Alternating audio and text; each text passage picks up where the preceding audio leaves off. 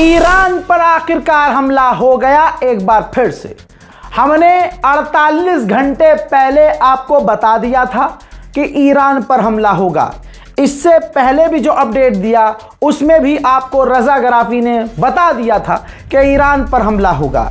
लीजिए, हमला हो गया है। ईरान पर हमले के ये चंद मंजर है दोस्तों। ईरान के कश्फ आइलैंड पर हमला हुआ, ईरान के सिरिक के इलाके में हमला हुआ, ईरान के शहीद बश्ती और कलंतरी डॉक के पास हमला हुआ, ईरान के चाबहार के सिटी और बुशहर पर हमला हुआ, ईरान के हॉर्मूज में सेंट्रल कमांड पर हमला हुआ, ईरान के जस्क के इलाके में JAS के जस्क के इलाके में हमला अमेरिका ने किया, ईरान के अबू मूसा आइलैंड पर भी हमला अमेरिका ने किया, बंदर अब्बास पर भी अमेरिका ने ईरान के हमला कर दिया। इसके अलावा ईरान के कैनराक पोर्ट और लवीन आइलैंड पर भी बड़े हमले अमेरिका ने किए। खासकर ईरान के हॉर्मूज के सेंट्रल कमांड, जहां से ईरान हॉर्मूज पर नजर रखता है और कंट्रोल करता है हॉर्मूज को, अमेरिका ने वहां हमला किया। तमाम तस्वीरें आपने देखी। अब ईरान के इन तमाम जगहों पर जो हमले हुए हैं उनके विजुअल्स शेयर कीजिएगा।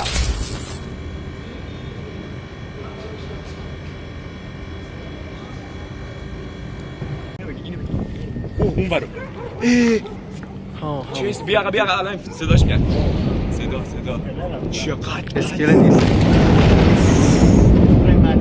هیچ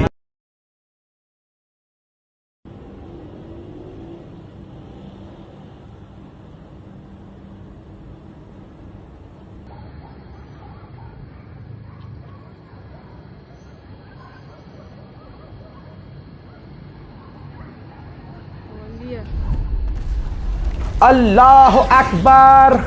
इसके बाद एक बात क्लियर है, ईरान के लोग गुस्से में हैं, इराक के लोग गुस्से में हैं, मुसलमान गुस्से में हैं।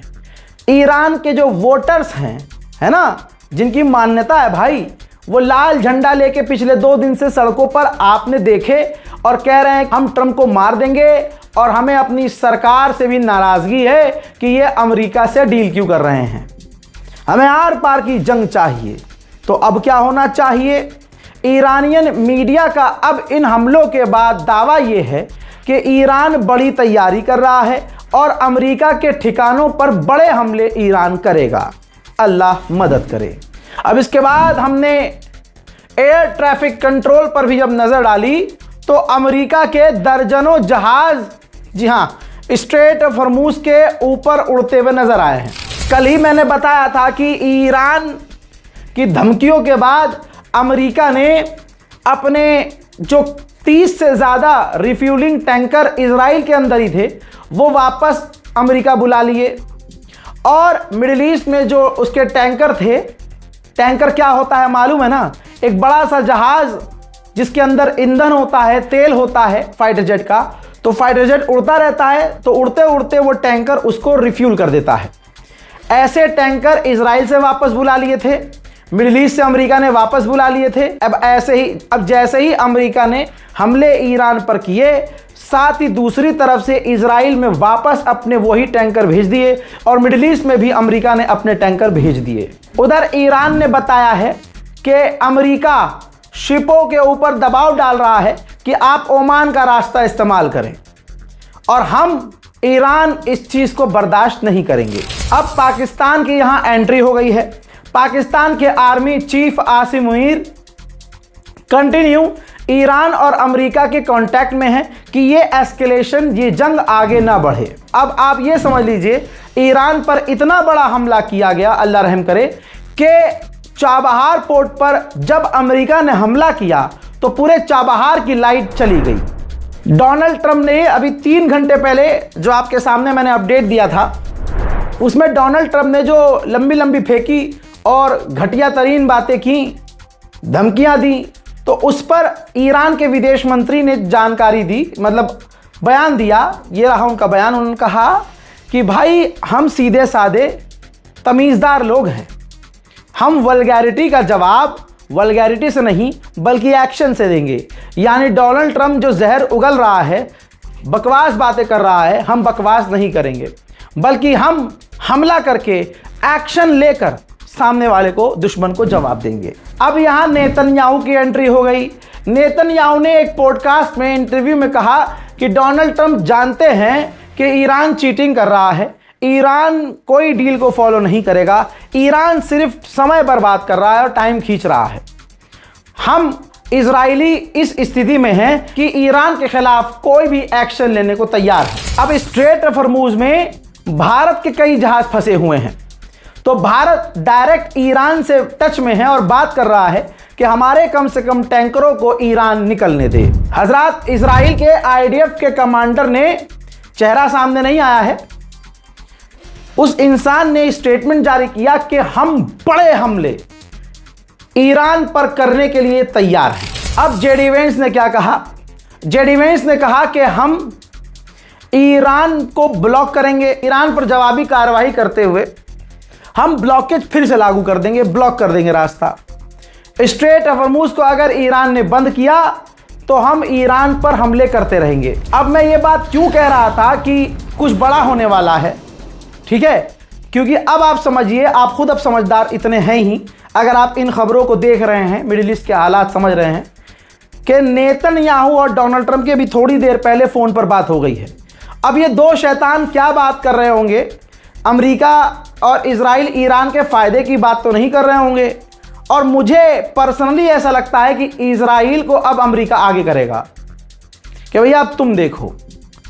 लेकिन आप दुआ कीजिए और इस रिपोर्ट को शेयर कीजिए। उधर ईरान ने साफ कह दिया है कि हम अमेरिका से फाइनल एग्रीमेंट पर अब बात नहीं करेंगे।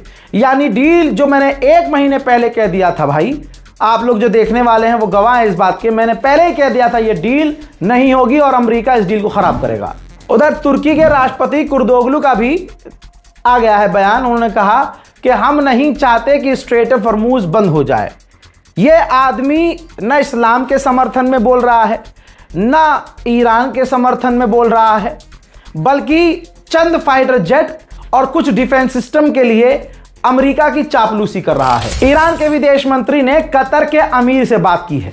यह बहुत अच्छी बात है कि ईरान अरब देशों से कनेक्टेड है, बल्कि मैं तो यही चाहता हूं कि ईरान अरब देशों से जुड़ा रहे और उनसे लगातार बातचीत इनकी जारी रहे।